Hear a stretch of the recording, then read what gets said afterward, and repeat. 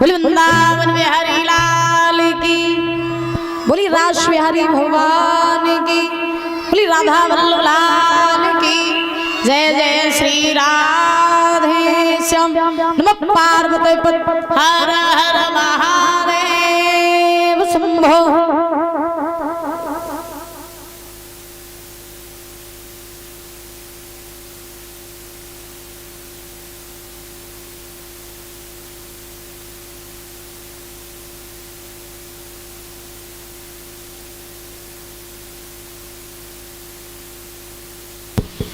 आदरणीय उपस्थित समस्त श्रोतागण बंधु और भाइयों, शीतल सुय जैसी धरा पर पलने वाली हमारी माता शक्ति माताएं और बहनें, पिता तो हमारे बुजुर्ग, दूर दूर से आए हुए सभी अतिथिगण, आसन पर विराजमान मुख्य अतिथि परिचय जी महाराज एवं योगपति जी महाराज, सभी संत समाज, सभी पवित्र आत्माएं, आसन पर विराजमान मुख्य अतिथि परिचय जी महाराज एवं योगपति जी महाराज, प्रेम करने बच्चों, आज भगवान की कृपा से आपके इस धाम में कथा को चलते हुए आज 6वां दिवस आ पहुंचा है, जिसमें हम सभी लोग प्रवेश कर चुके हैं और बड़े भाव से आप सभी भक्त जो हैं भगवान की पावन पावन रसमयी कथाओं का रसास्वादन करते हुए आ रहे हैं। कल आप लोगों ने बड़ी मार्मिक कथा को सुना कि किस प्रकार से महाराज विश्वामित्र ने राजा हरिश्चंद्र की परीक्षा ली और हरिश्चंद्र के ऊपर कितने कष्ट आए, कितने दुख आए, लेकिन उन्होंने महाराज अपने सत्य को और अपने धर्म को नहीं छोड़ा। इंसान वही है जो दुखों का सामना करके महाराज जिंदगी जी ले, इंसान वही है जो संघर्षों को झेल करके जीना सीख ले, वही है इंसान, वही है इंसानियत। याद रखो, जिस व्यक्ति ने दुखों में हार मान ली हो, जिस व्यक्ति ने संघर्षों में हार मान ली हो, उसने महाराज कभी जीवन जीना सीख ही नहीं पाया। तो राजा हरिश्चंद्र की परीक्षा ली महाराज किस प्रकार से विश्वामित्र जी ने, ये कथा आपने सुनी।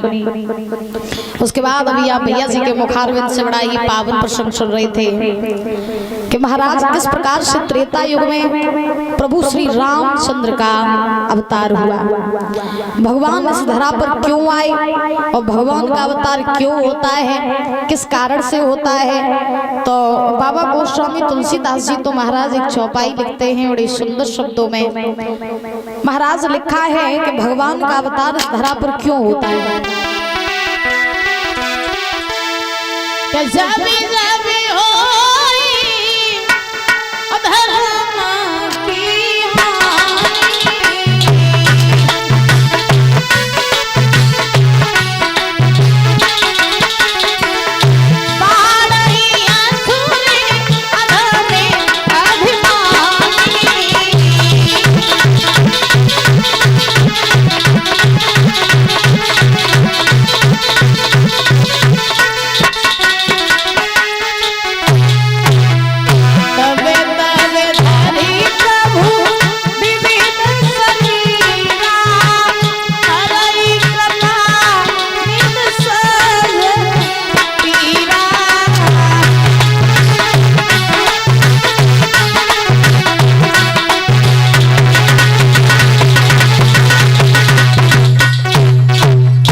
जब जब होई धर्म की हानि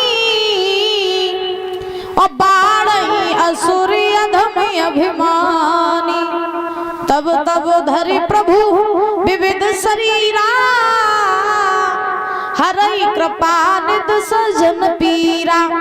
कहा जाता है पृथ्वी पर जब जब धर्म घटता है और अधर्म बढ़ता है, तब तब परीक्षित जी भगवान का अवतार होता है।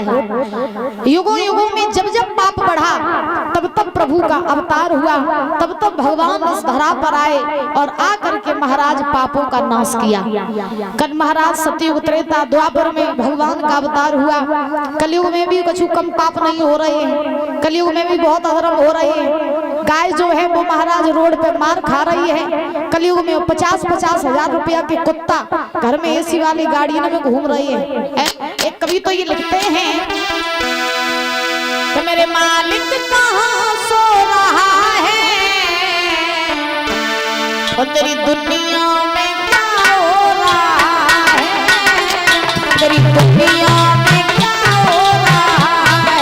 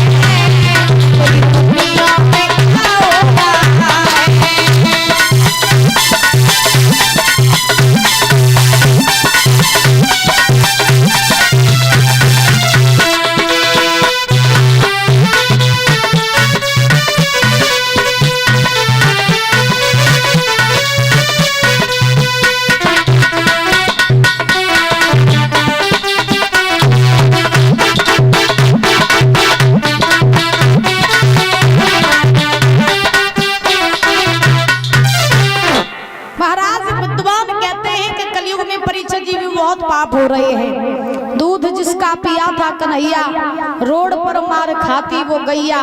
कुत्ता एसी में क्यों सो रहा है, तेरी दुनिया में क्या हो रहा है। कलयुग में भी बहुत पाप हो रहे हैं, तो कलयुग में भी महाराज भगवान कल्कि का अवतार होगा, लेकिन अभी नहीं होगा महाराज, उसमें अभी बहुत समय है भगवान का अवतार होने में।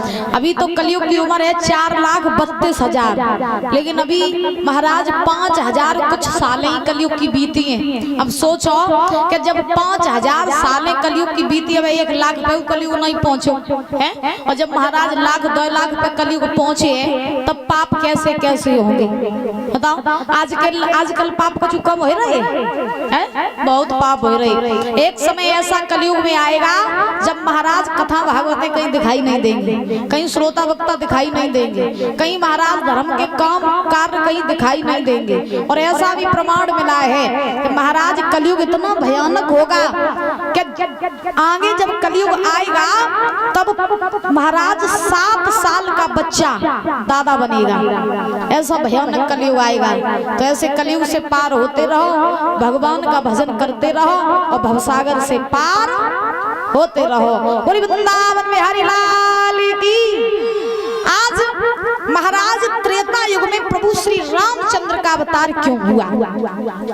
सुखदेव जी महाराज राजा परीक्षित को कथा श्रवण करा रहे हैं। हे राजन परीक्षित, जब त्रेता युग में महाराज अधर्म ही अधर्म होने लगे, पाप ही पाप होने लगे, चारों तरफ महाराज हाहाकार मचने लगा, पृथ्वी जो है वो पापों से दबने लगी और संतों को लोग सताने लगे, मंदिरों में पूजा बंद हो गई, महाराज जुआ, महाराज मदरा पकने लगा, गौशालाओं में गाय कटने लगी।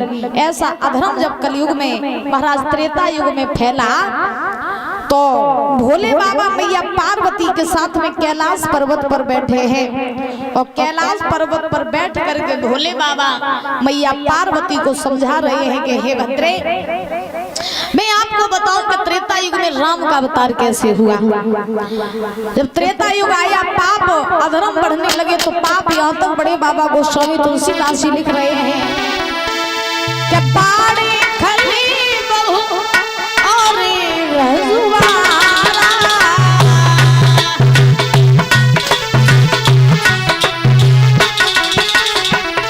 झेलम पटी पर धने परवारा,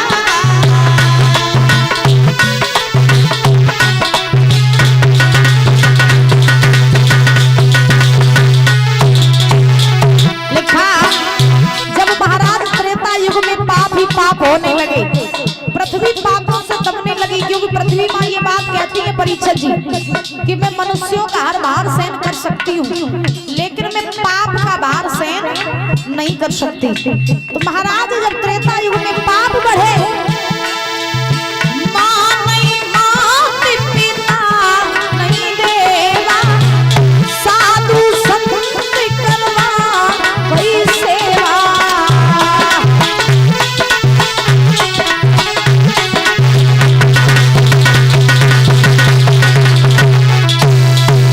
कि माँ नहीं मात पिता नहीं देवा और साधु संत करवा वही सेवा। महाराज ध्यान रखना, कलयुग में जैसे अभी कलयुग में पाप हो रहे हैं परीक्षित जी, कैसे कि आज के जमाने में महाराज माँ बाप जो हैं, बच्चे जो हैं वो माँ बाप से नहीं डर रहे, बल्कि माँ बाप बच्चों से डर के रह रहे हैं। हाँ, बच्चों को ना महाराज बस नहीं चला था ना माँ बाप पे अपने पॉइंट दबाव है, और ऐसा कलयुग आएगा। अभी क्या, अभी तो थोड़ी बहुत मर्यादा बची है, अभी थोड़ा बहुत सम्मान एक दूसरे के लिए बचा है, थोड़ी बहुत कहीं ना कहीं इंसानियत है लोगों के भीतर, लेकिन एक समय वो आएगा। अभी आप देख रहे हो कि जानवर के सामने महाराज अंडा मांस मछली डाल दो तो वो नहीं खाएगा, और इंसान के सामने तुम भैंसा को सुअर को काऊ को धर दो सब खाई जाइए महाराज। हाँ, ऐसा समय आएगा कलयुग में कि महाराज इंसान का मांस खाएगा, ऐसा समय आएगा। और ऐसे ही पाप बढ़ रहे हैं, कहाँ? त्रेता युग में। जब त्रेता युग में महाराज पाप बढ़ रहे हैं तो दशा ये है कि जिस समय पाठशालाओं में और नरमास बताए जाते,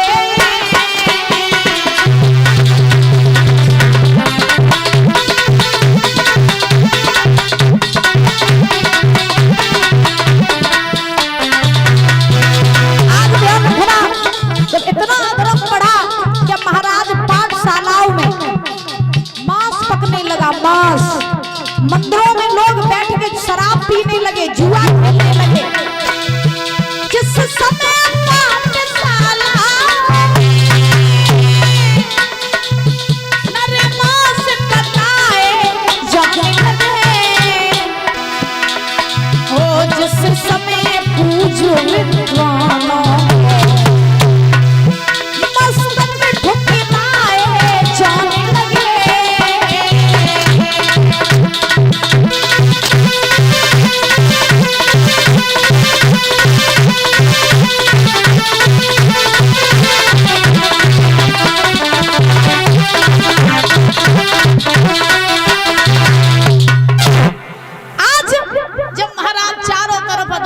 होने लगे, पाप ही पाप होने लगे, सभी संत महात्मा परेशान हो गए। हे नाथ, आप कब आएंगे अवतार लेकर के और कब इन पापों से हमें मुक्ति दिलाएंगे?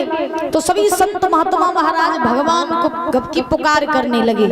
पृथ्वी जो है वो गाय का रूप बना करके भगवान को आवाज लगाने लगी, हे नाथ, अब आपके सिवा हमारा कोई नहीं।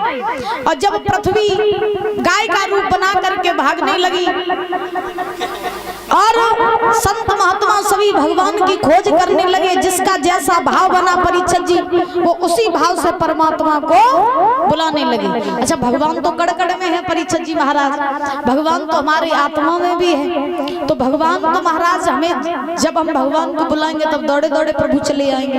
और भगवान ऐसा कौन सा काम है, ऐसी कौन सी बात है जो प्रभु नहीं जानते? सब कुछ जानते। क्यों? क्योंकि वो कड़ कड़ में प्रभु व्याप्त हैं, प्रभु हमारे हृदय में विराजमान है। तो भगवान सब कुछ जानते हैं, याद रखो।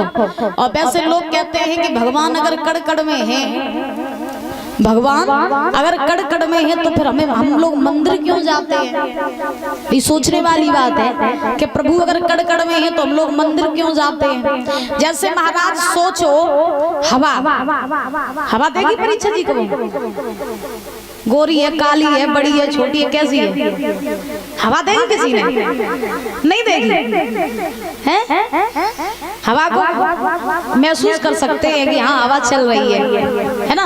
अब जैसे आप धूप में खड़े हो जाओ और खूब हवा चल रही है तो महाराज धूप में आपको शांति मिलेगी? खड़े होकर के हवा लगेगी? नहीं लगेगी। आप जब तक वृक्ष के नीचे जाकर के नहीं बैठोगे, छाया में नहीं बैठोगे, तब तक महाराज आपको सुकून नहीं मिलेगा, फिर कितनी भी हवा चलती रहे।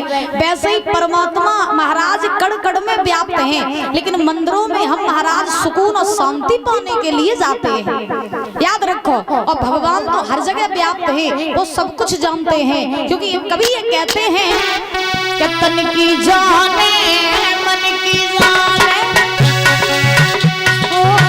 तन की जाने मन की जाने, जाने चित्त की चोरी, तन की जाने मन की जाने, जाने चित्त की चोरी।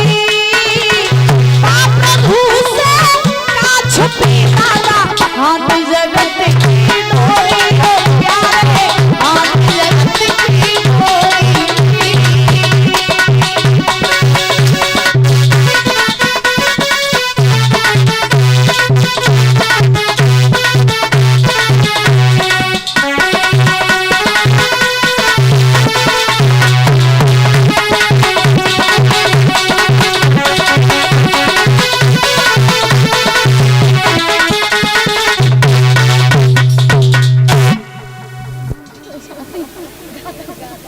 महाराज कहा जाता है कि तन की जाने मन की जाने, जाने चित्त की चोरी।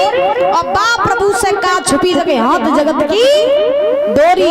भगवान सब कुछ जानते हैं, तन की भी जानते हैं और तुम्हारे भीतर जो मन में चलता है वो भी जानते हैं। तो महाराज ऐसे ही त्रेता युग में जब पाप अधर्म बढ़े, सभी संत महात्मा भगवान की टेर करने लगे, हे नाथ अब आपके सिवा हमारा कोई नहीं। तो जैसे ही भगवान की टेर की है, जैसे ही भगवान की पुकार की है, उसी समय परीक्षित जी आकाशवाणी होने लगी। आकाशवाणी हुई, सभी संत महात्मा चिल्लाने लगे, सभी कि प्रभु बचाओ मुझे, बचाओ मुझे, त्रेता युग में पाप हो रहे हैं, इन पापों से मुझे मुक्त कराओ। तो आज आकाशवाणी चिल्ला करके बोली है, संतों